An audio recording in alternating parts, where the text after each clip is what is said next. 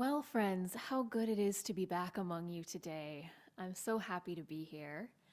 And I wanted to ask you, how is 2025 starting for you all? Yeah, me too. But honestly, in addition to everything going on in the world, my year started off with me wanting my grandmother.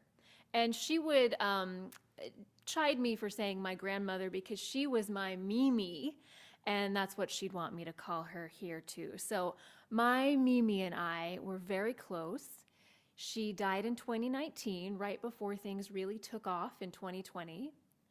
And I feel her love as close to me as always, but I still miss her every day. And sometimes when the world is a lot, which it is a lot right now, I just want the comfort of my grandmother, who always made me feel safe and loved. And that's especially true for me around January, around the new year. When I was growing up, New Year's was a time to go to my Mimi's home. She was an amazing cook. And as a Southern cook, there were very particular New Year's dishes in her kitchen. Broccoli casserole, mashed potatoes, cornbread, collards, and black-eyed peas. Now, black-eyed peas are considered a lucky dish to eat on New Year's where I grew up. So there was a rhythm to New Year's Day at my grandmother's house. There were bustling preparations in the kitchen. There was waiting for my aunt's family to arrive because they were always later than intended. There was saying grace and loading up plates and eating. And then because we were in the South, someone would always turn on a college football game to digest to. And that was New Year's at my Mimi's. It was full of warmth and reassurance and amazing food. And we weren't really big on New Year's resolutions that I recall, but there was still a lot of love poured into the preparation of that food and into relationships among the people in that home. And this year, in New Year's Day and carrying through the month of January, I have found myself wanting to go back there. Her house is sold, her furniture and belongings are scattered to the winds of family, me included, and strangers, and that house is empty of what made it hers. But I still want to go back. I want to see and smell that kitchen just the way it was, taste that food that nobody quite knows how to make exactly like she did. Of course, there are no time machines, so there is no going back. I can just be here now, moving into the future and being in the present. But still, I was determined to have some piece of that comfort. And I was craving her black-eyed peas. So I decided I was going to try to make some myself. Now, I scoured recipes, I asked friends on the internet, I tried to remember as much as I could of what I'd seen my Mimi do, but never paid close enough attention to in the moment. And in the end, I went with what seemed like it would taste good. But when the aroma of those cooking peas hit my senses, it took me back to my grandmother's kitchen, and I felt that love, that comfort, with me in the present moment. I know if I don't say now, somebody is going to come up to me after the service and tell me, "You kept us in too much suspense." So the peas turned out really good. And they were not exactly like my Mimi made them, but they were real good, as we say in the South. I will do again. So why have I taken us on this rambling trip down memory lane? Well, because to me, those New Year's at my Mimi's, the cooking, the foods, the lateness of my aunt, the prayers, even the football, which I never watch, were a kind of ritual. And so much can be embedded in rituals. Spirituality, culture, comfort and discomfort, meaning and growth and return. Rituals are a way to remind ourselves of who we are and who we want to be. They're a way to come back to and into the present moment and then move into the future. For me, the ritual of making black-eyed peas on New Year's reminded me that I am loved and that I am a being of love. Rituals are a technology that can provide us insight, reassurance, and spiritual fortitude, which something tells me we are going to need all of those in 2025 and beyond. Rituals can help support our spiritual and ethical intentions. And I know a lot of us set intentions around this time of year with variable success rates of sticking to them. So while rituals can be elaborate, they don't need to be anything fancy to support us in our day-to-day. For instance, I've made a little pilgrimage ritual out of walking from my bed to my electric kettle every morning to make tea. I take a step mindfully, and I'm so aware of the distance between my pillow to the kitchen and of every breath I take. And friends, it is a pilgrimage. I'll give you another example too. The power of ritual is available in such accessible and foundational places if we take a moment to look for it. And recently, I was having some interactions with a person, an occasional colleague I work with primarily online. As we say these days, the vibes of this conversation were off. They've been off with this person for a while, but in this instance, I felt this intense, weird, passive aggressiveness coming from this person, so much so that I started to feel very anxious about it. And when I noticed that anxiety coming up, I stopped.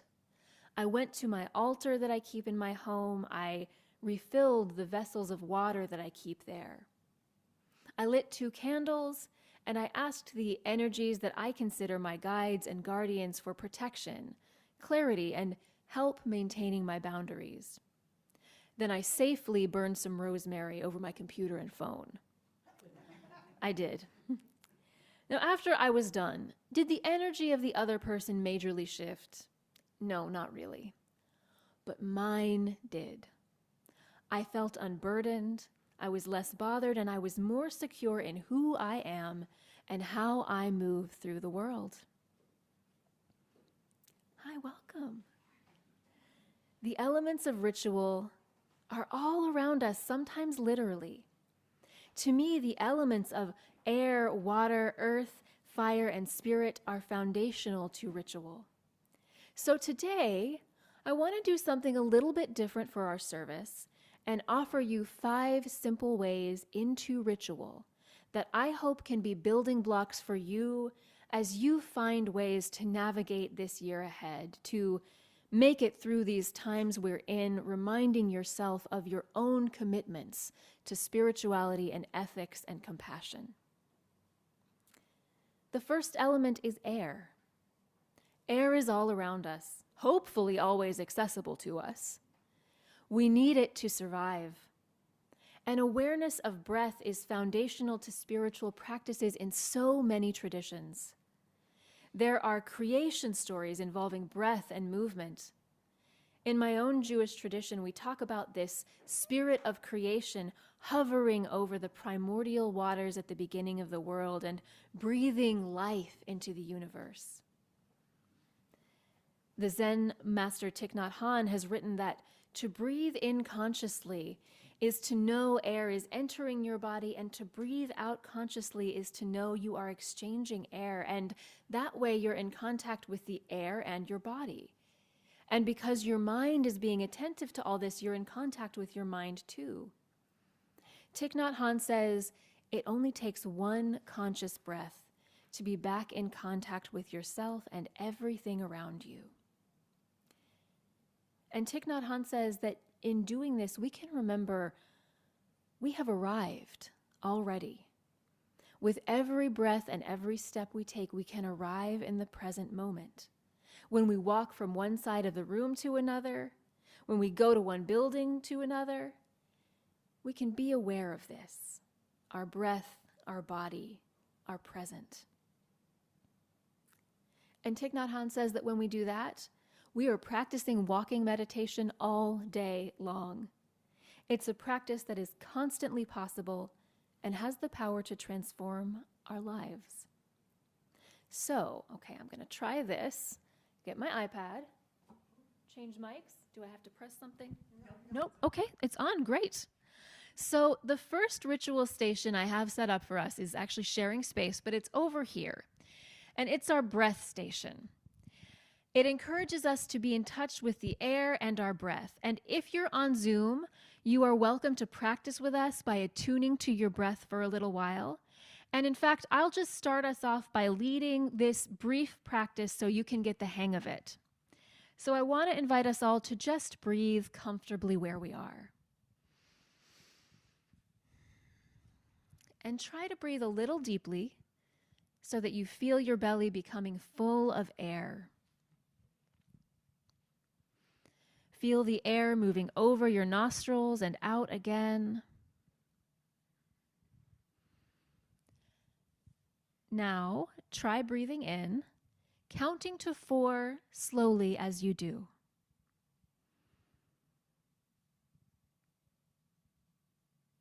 And try holding your breath for 4 seconds.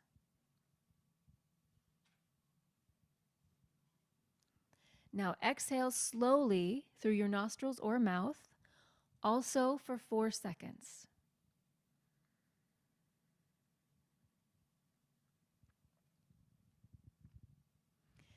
And then breathe in again, feeling the air entering your lungs.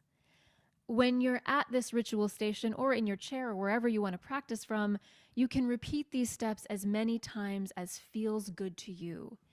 And then take some time to notice what you're feeling in your body and your spirit afterwards. There's no right or wrong answers.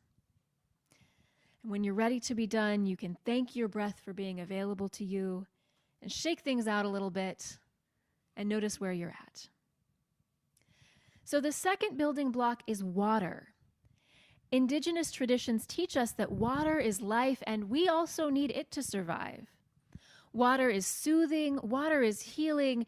It reminds us to keep on flowing and come to stillness.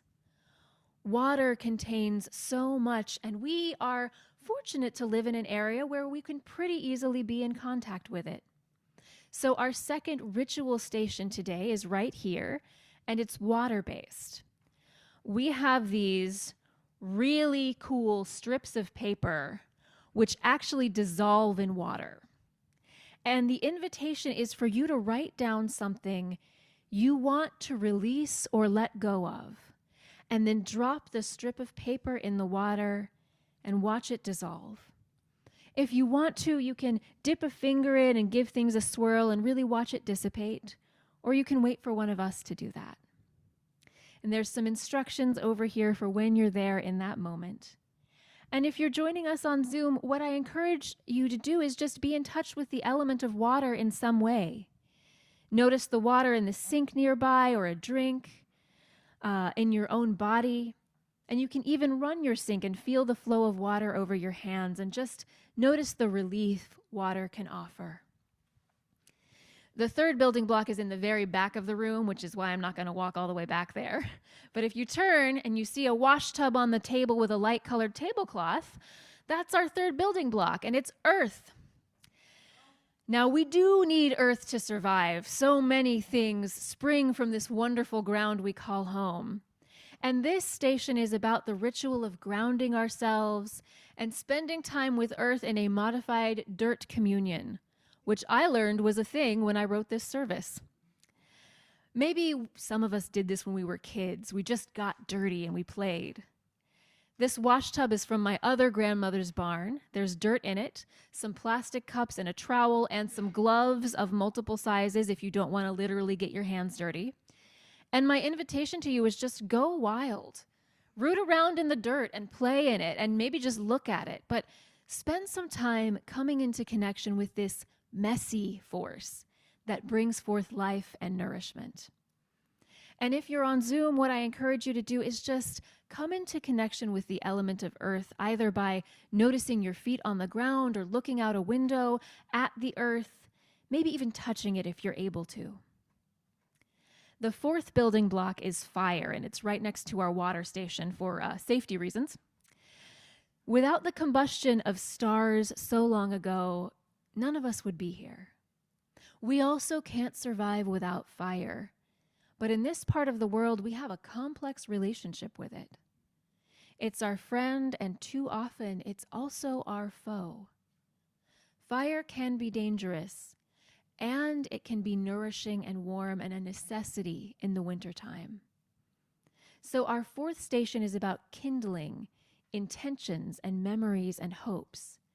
You're invited to light a candle, either thinking of someone you love or thinking of an intention you hold for the year to come, and then spend a moment dwelling with the brightness of that hope, thinking about how you will animate this intention you've set.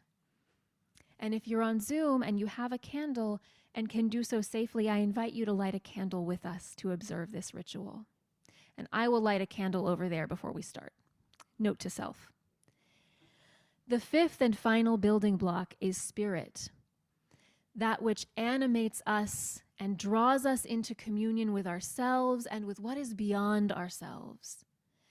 That transcending mystery and wonder that shows us love and grief and connection and belief. So our fifth station is about cultivating relationship with spirit. And to do that, I have brought 2 decks of oracle cards. If you're not familiar with them, they're similar to and different from tarot cards. Oracle cards are decks with varying imagery that invite our imagination, intuition, and creativity to work. They are intended to offer provocation, reassurance, and guidance. So if you have a question or a wondering or just a desire to be witnessed, I invite you to come and draw 1 card from either deck and then be with it for a while. Maybe look up the meaning in one of the books. And if you have questions, you can come to me and I'll do my best to interpret. And finally, if you're on Zoom for this, I encourage you to consult a deck if you have one, or if you don't have one, just attune yourself to spirit in the ways that work for you through prayer, meditation, or moving your body, or whatever it is you usually do. I want us to be able to experience these rituals at our own pace, whatever that may be. So I'm going to invite us to sing together in a moment, a ritual in and of itself. And then I'll speak words of blessing and invite you to make your way to these various stations as you feel led to do so. And you can feel welcome to have tea and coffee and treats and chat quietly while others visit stations, and to kind of define your own ending to our service today. Anne and I will tend to the chalice to make sure it's extinguished, but we may not have unison words as usual. So Zoomies, we here in the room will begin our ritual practice after this final hymn and words of blessing. Please stay on through that and sign off in your own time to experience your rituals at your own pace.